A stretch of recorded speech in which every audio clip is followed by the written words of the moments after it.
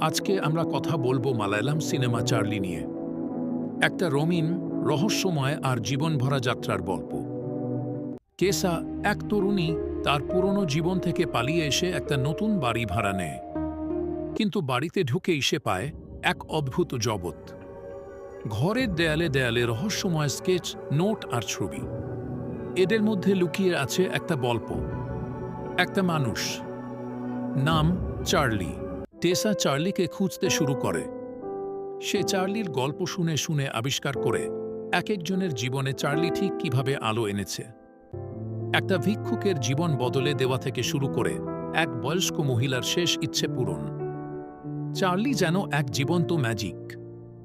টেসার খোঁজ চলতেই থাকে, আর প্রতিটা স্টপে সে খুঁজে পায় চার্লির আরেকটা টুকরো, কিন্তু দেখা হয় না। এভাবেই আমাদের মনেও একটা প্রশ্ন জন্ম নেয়, চার্লি আসলেই কি বাস্তব, নাকি শুধু একটা অনুভূতি? শেষে যখন টেসা প্রায় হার মেনে ফেলে, ঠিক তখনই এক ম্যাজিক্যাল মুহূর্তে তার দেখা হয় চার্লির সাথে। আর তখন বোঝা যায় চার্লি কোনো একজন ব্যক্তি না, চার্লি হচ্ছে একটা ফ্রি স্পিরিট, এক ভালোবাসা, এক জীবন দর্শন। একটা জীবন যেখানে বাঁধন নেই, কেবল উড়ে চলা।